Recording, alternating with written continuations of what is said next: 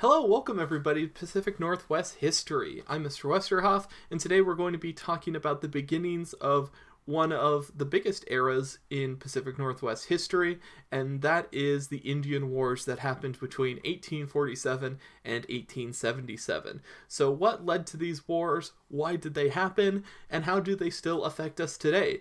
Especially those of us who live in the Yakima Valley, and we have the nearby Yakima Indian Reservation. This should enlighten us and help us understand a lot of what happened almost 150 years ago. So here we go, let's get into it. So what was going on during this time? We've been talking about what was happening with the Oregon Trail and just the massive amounts of people who were moving to the Oregon Territory, also pretty much known as Oregon and Washington today.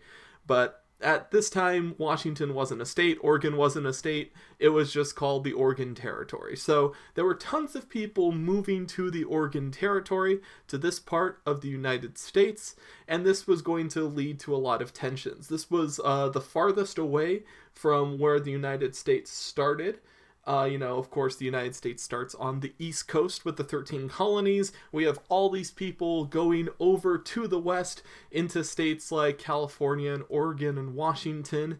And as like what happened with the 13 colonies, this is going to lead to problems between the settlers who are coming from far away and the native population who live there already.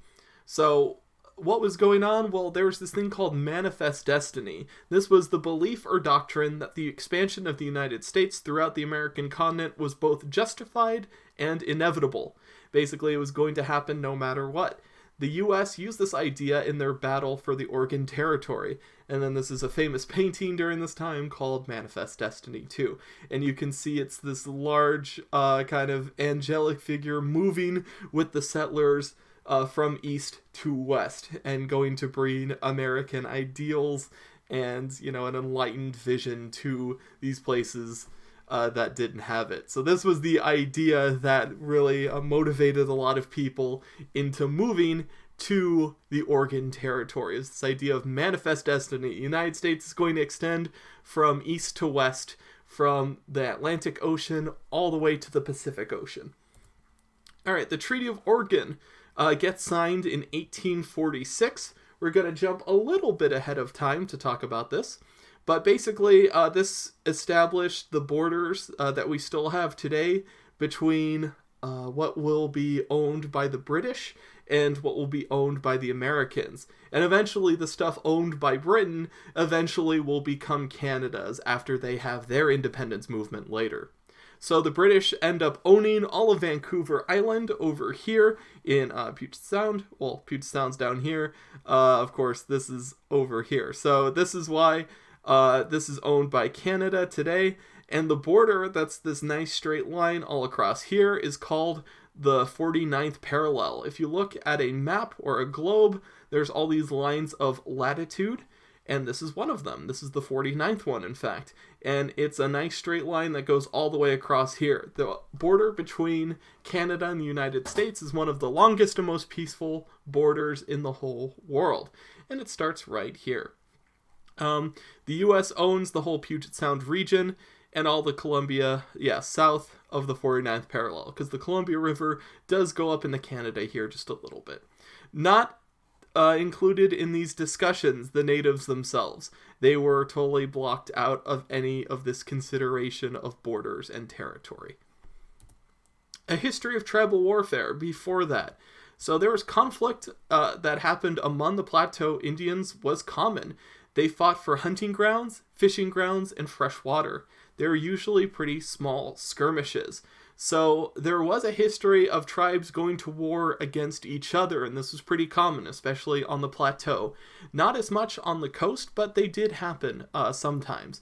And we don't really know exactly what these wars look like because there's not, we don't have writing from that time, and we don't have, artistic depictions too much, but we do have some ideas of how it was fought. Excuse me. It was usually fought with just a few warriors on each side, somewhere between maybe a dozen and 100, depending on the size of the tribe. So they were small skirmishes, and that was usually how it went. The winners would go on to have better hunting grounds and fishing grounds and fresh water. Speaking of fresh water, just what I needed. Thank you, Tervis, for your wonderful Tervis cups that Mr. Westerhoff always drinks out of. Alright, moving on. The new threat. So, the way I like thinking of people coming to the PNW, from the Indians' perspective at least, is that it was almost like an alien invasion. The settlers from America were seen as invaders because they looked different, they spoke differently, and they had strange new weapons. So, unlike many of the wars they had been fighting over things like hunting and fishing grounds, this was more about like a fight for survival. However, there were old tribal grudges that existed, but sometimes tribes would unite to fight their common foe. So a lot of times, tribes that had been bitter enemies for almost hundreds of years had to kind of unite to fight off this bigger enemy, but sometimes even that, they ended up allying themselves with the settlers to settle some scores that they had with their old tribal rivals. This story is complicated, and it's different for every tribe. So I might be making some blanket statements here, but we need to know that the story is different for each individual tribe, and since there's almost 200 different tribes, it's impossible to really say a one story fits for each, because we have to talk about the difference between the Plateau and Coastal Indians, and how there were different relationships and different, structures among all of them. But really, it did seem like to all of them this was kind of like an invasion, something that they had never seen before. So what were some reasons for conflict between the natives and the settlers? Well, page 203 in your book has 20 of them. Now, I'm not going to read all 20 of them, but I just kind of want to go over the main ones I think are the most important. Alright, on this list it says, number 1, land takeover by settlers without fair compensation. I think that's pretty fair to put as number 1. Let's see. Number 2, forced removal of the Native Americans from their traditional areas of residency and control. That's a big one. Number 3, requiring the dislodged Native peoples to live on reservations located on marginal lands. This happened pretty frequently, that once the natives were defeated in a battle, they would be moved to a reservation, and the reservation usually wasn't the best land for grazing or hunting, and they would be, of course, upset about that. Cultural differences, I think that's a big one. Different religious beliefs and attitudes, animism versus Christianity. And then here's what I think is one of the biggest ones too. Language and communication barriers between whites and natives. I think just the fact that not being able to understand each other is probably something that definitely led to a lot of conflicts. Think of, this goes back to the whole idea of an invasion or aliens, for example. It's like, think of how crazy it would be to meet somebody and a whole group of people who you would never expect to meet, who look different than you and speak a totally different language. How difficult would it be to try learning a language from scratch with no help and nothing to help you understand? A lot of people, struggle with learning the Spanish language, and that's one of the easier to learn. So imagine learning something completely unique and different with no help at all. So you can see the communication between the two groups was always going to be very difficult and lead to a lot of conflicts, and that's very unfortunate.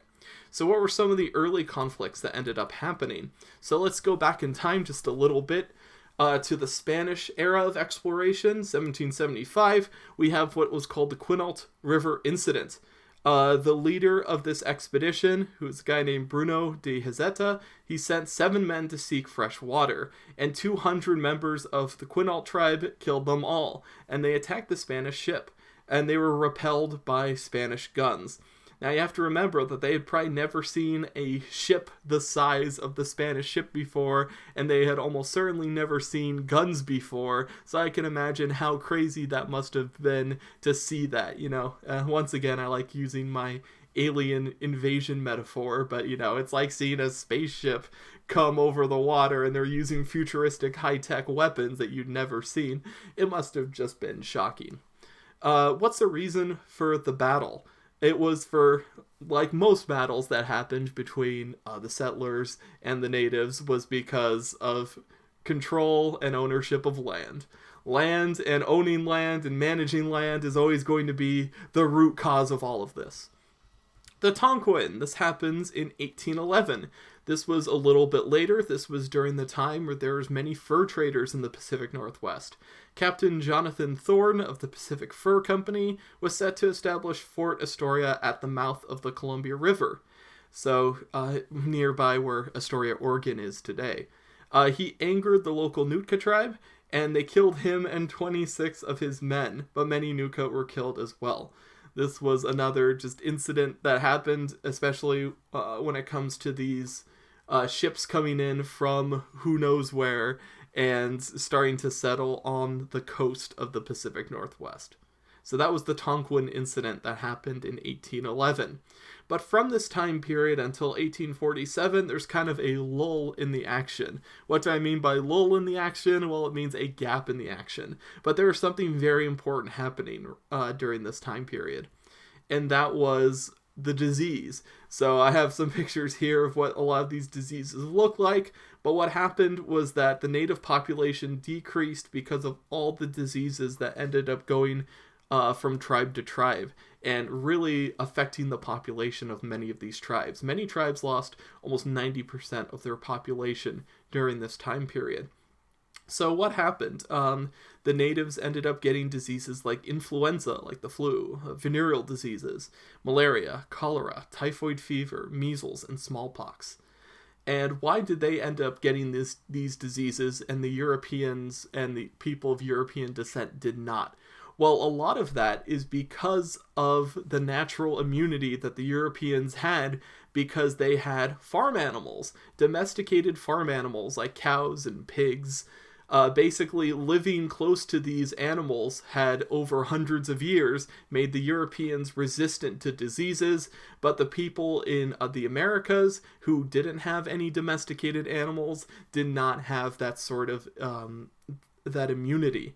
So what happened was, when they met each other for the first time, this kind of cocktail of diseases spread to the native populations like wildfire. So by the time a lot of these tribes actually ended up fighting in these wars that we're going to talk about, a lot of times their populations had been cut by a lot before then.